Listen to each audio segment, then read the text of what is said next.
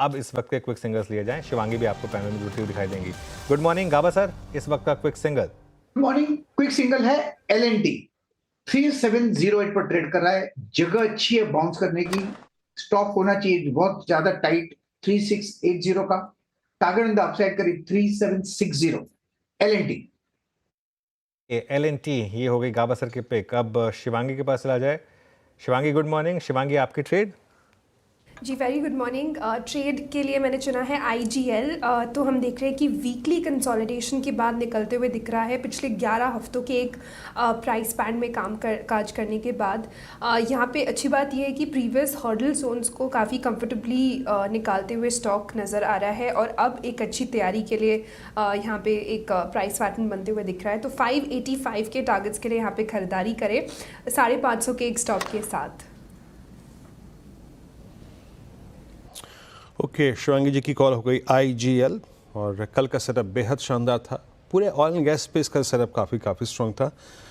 आशीष बहती जी आपका ट्रेड आज का। जी गुड मॉर्निंग वीरेन जी DLF में एक अच्छा मोमेंटम बन रहा है और हमें लग रहा है कि 2 दिन की गिरावट के बाद आज वापस इसमें मोमेंटम थोड़ा सा यहाँ पे बिल्ड हो रहा है। तो 895 का स्टॉप लॉस लगाकर खरीदारी की सलाह रहेगी 920 के पहले टारगेट और 927 के सेकंड टारगेट के लिए। ओके, DLF मैंने मार्क किया था शुरू में ही, इम्प्रेस कर रहा है। ये ओपनिंग की डिजेक्ट्री बहुत स्ट्रॉन्ग है। मानस आपका ट्रेड। तो देखिए मेरा ट्रेड चंबल फर्टिलाइजर होगा। मेरे ख्याल से एक इम्पोर्टेंट ब्रेकआउट है। 2 दिनों से स्टॉक रेजिस्टेंस फेस कर रहा था हाई लेवल पे।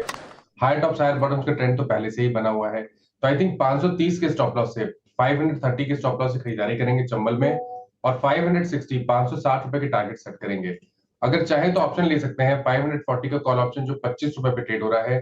वहां पर 18 रुपए के स्टॉप लॉस से खरीदारी करिए और इस ऑप्शन में आपको टारगेट सेट करने करीब 40 रुपए के। ओके, तो ये हो गई चंबल फर्टिलाइजर्स मानस की पिक इस समय पर। अमित सेठ जी आपने क्या पिक किया? जी अनु जी, मेरी नजर गेल पे है। गेल काफी स्ट्रॉन्ग स्ट्रक्चर है। कल भी हमने रिकमेंड किया था, ऑलमोस्ट 52 वीक हाई पे है।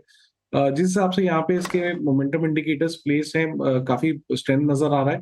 तो गेल बाय करें विद स्टॉप लॉस ऑफ 239 और टारगेट्स रहेंगे 245 एंड 248 के।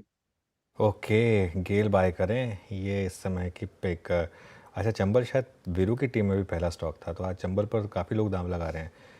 राजेश सतपुते जी आपने क्या पिक किया क्विक सिंगल्स में? मुझे देखिए मेरी नजर है कोल इंडिया पे। मुझे लगता है कोल इंडिया का स्ट्रक्चर एक बेहतरीन स्ट्रक्चर है। एक अच्छा मोमेंटम मिलेगा करीबन 530 535 तक। तो at a level of 516 it's a buy in Coal India. मेरा स्टॉप लॉस जो होगा वो रहेगा 509 का, 509 का स्टॉप लॉस।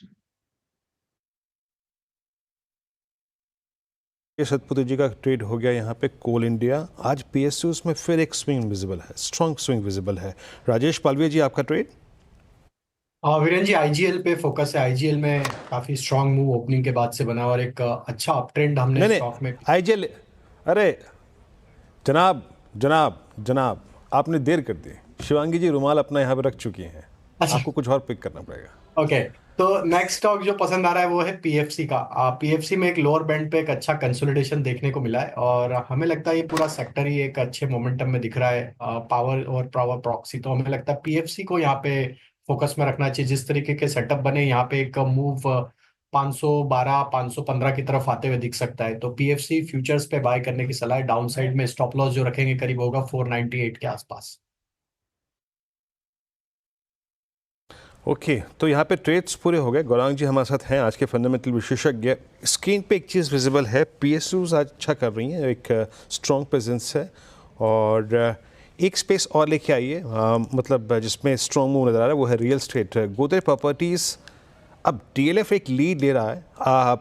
राजेश जी मैं आपके पास फिर आऊँगा एक बार। राजेश पालवी जी, DLF ने टेस्ट किया, एक बहुत स्ट्रॉन्ग फेज में था, 2 दिन हमें डिप के मिले, कल कूलिंग ऑफ हुई, 10 डिमा को टेस्ट किया, आज फिर शूट अप होता हुआ। गोदरेज प्रॉपर्टीज की प्लेसमेंट आपको कैसी लग रही है राजेश पालवी जी? 3228। तो बिल्कुल रियल एस्टेट स्पेस में मोमेंटम हमने देखा था। जरूर मार्केट के साथ थोड़ा करेक्ट हुए, लेकिन अभी भी प्लेसिंग देखें तो सारे रियल एस्टेट स्टॉक्स में एक अच्छे मोमेंटम के लिए ये सारे स्टॉक्स प्लेस्ड है। हमें लगता है गोदरेज प्रॉपर्टी का जिस तरीके का सेटअप बना हुआ है यहाँ पे 3200 इंपॉर्टेंट लेवल है, उसके ऊपर ही ये होल्ड आउट कर रहा है। अगर इसके ऊपर ही सस्टेन रहता है तो हमें लगता है इसका टारगेट 3270 3300 की तरफ बनते हुए दिख सकता है। तो गोदरेज प्रॉपर्टी में यस, यहाँ पे व्यू लॉन्ग साइड का ही है, और यहाँ पे स्टॉप लॉस जो रखेंगे हम, वो फ्यूचर्स में जो स्टॉप लॉस होगा वो करीब होगा 3195 के आसपास। अनुज, 53,225 अब जो स्टैट्स थे उसके मुताबिक कल हमने जो क्लोजिंग में बात कर रहे थे 53,000, 53,1, 53,2 पे 3 कॉल राइटर्स थे अभी उस जोन के ऊपर ट्रेड करते हुए, और एसबीआई थोड़ा सा जोर आजमाता। अनुज, क्या बैंक निफ्टी कल के शॉक से, और कल इनफैक्ट कल ही नहीं परसों भी काफ़ी सिंक हुआ था, निकल के पहले आ सकता है क्या? हाँ बड़ा टफ सवाल है वीरू। आज देखिए बैंक निफ्टी की एक्सपायरी भी है, और परसों हम 500 पॉइंट गिरे बैंक निफ्टी में, कल हम 900 पॉइंट गिरे। 1400 पॉइंट गिरा हुआ इंडेक्स अगर 200-250 पॉइंट रिकवर कर जाए तो उसको मीनिंगफुल नहीं माना जाएगा। मैं फिर कह रहा हूँ, आज टेम्पटेशन अवॉइड करिए बैंक निफ्टी या निफ्टी ट्रेड करने की। आज थोड़ा इंडिविजुअल स्टॉक्स में ही ट्रेड्स खोजिए, वो बेटर रहेगा, क्योंकि ये कभी भी कोलैप्स हो सकता है। रिस्क यहाँ पर ये होता है इस मार्केट में जहाँ पर इतना बड़ा डाउनटिक हो। आज वीरू मैं कहूँगा कि हमारी मार्केट के लिए ट्रेंड्स के हिसाब से शायद सबसे बड़ा दिन है, मतलब सबसे बड़े दिन में से एक है, क्योंकि बहुत कम ऐसा हुआ है कि हमारी मार्केट में इतनी बड़ी गिरावट हुई हो और उस लोस पर हम बंद हुए हों। आप ट्रैक कर ही रहते टाइम से मार्केट को, मुझे याद नहीं आता कब लास्ट इस तरीके की गिरावट आई तो जब हम डे लो पर बंद भी हो गए। तो उस हिसाब से आज मार्केट के टेक्सचर का टेस्ट है। देखिए 500 पॉइंट ऊपर ले लें भले ही, लेकिन एक बार कंफर्मेशन मिल जाए कि वो बॉटम बन गया। इसके लिए मैं तो हमेशा लोगों को बोलता हूँ कि एग्जैक्ट बॉटम पकड़ने की कोई ज़रूरत नहीं है। उसमें कोई ब्राउनी पॉइंट थोड़ा मिल रहा है कि एग्जैक्ट बॉटम पकड़ लिया। मैं कह रहा हूँ 53,400 के एक बार ऊपर निकल जाए, कंफर्मेशन मिल जाए एक बार कि नहीं वो डाउन टिक खत्म हो गई। वरना दिक्कत क्या होगी, जिस तरीके की कल एफआई की सेलिंग थी, किसी भी एफआई का मूड करा कि चलिए 1% की रिकवरी आ गई, बेच देते हैं थोड़ा सा, तो वो गिर भी जाएगा। तो इसके लिए थोड़ा सा मैं अभी कोई व्यू नहीं लूंगा निफ्टी बैंक निफ्टी पर। आज देखूंगा मैं पहला 1-1.5 घंटा, उसके बाद व्यू लूंगा। ओके चलिए, तो अभी अवॉइड कीजिए as of now, but IGL, MGL, ये पूरी की पूरी बास्केट रखिए। Even GAIL strong move generate करते हुए सब में काफ़ी अच्छा खासा मूव है। अच्छा, एक और चीज़ स्क्रीन पे क्लियरली विजिबल है, आशीष बहती जी, जिसका मैं आपसे व्यू चाहूँगा। सबसे पहले इजेक्ट करता हुआ आई थिंक इस वीकनेस के फेस से एक और स्पेस है, that's I think Cummins India and Siemens, that's I think capital goods. आपका इन दोनों ट्रेड्स पे टेक इस वक्त के लिए? जी Virendra ji, I think Cummins और सीमेंस में तो आज मोमेंटम बहुत अच्छा बना हुआ और जिस हिसाब से 1.25%, 1.5% की ऑलमोस्ट तेजी बनी है, हमें लग रहा है इसे यहाँ पे चेज करना ज्यादा बेटर रहेगा, क्योंकि जो प्राइस एक्शन है वो काफी स्ट्रेंथ या स्ट्रॉन्ग दिख रहा है यहाँ पे। जो स्टॉप लॉस इसमें मेंटेन करना वो 7270, 7,270 का एक एसएल मेंटेन करे। हमें लग रहा है इसमें जिस हिसाब का मोमेंटम बन रहा है 7,500 तक का मोमेंटम इसमें देखने मिल सकता है। अगर मैं कमेंट्स की बात करूं तो यहाँ एक कंसोलिडेशन चल रहा है, 20 डे वहां पे ही सपोर्ट ले रहा है, तो यहाँ पे रिस्क रिवॉर्ड उतना फेवरेबल नहीं है, बट एक स्ट्रेंथ जरूर दिख रही है इसमें भी, और एक सपोर्ट बन गया है यहाँ पे भी 3800 का जो जोन है। तो यहाँ पे अगर ट्रेड कर रहे हैं तो 3800 का 3780 का एक स्टॉप लॉस जरूर मेंटेन करें, और इसमें भी 3900 तक के टारगेट्स देखने मिल सकते हैं।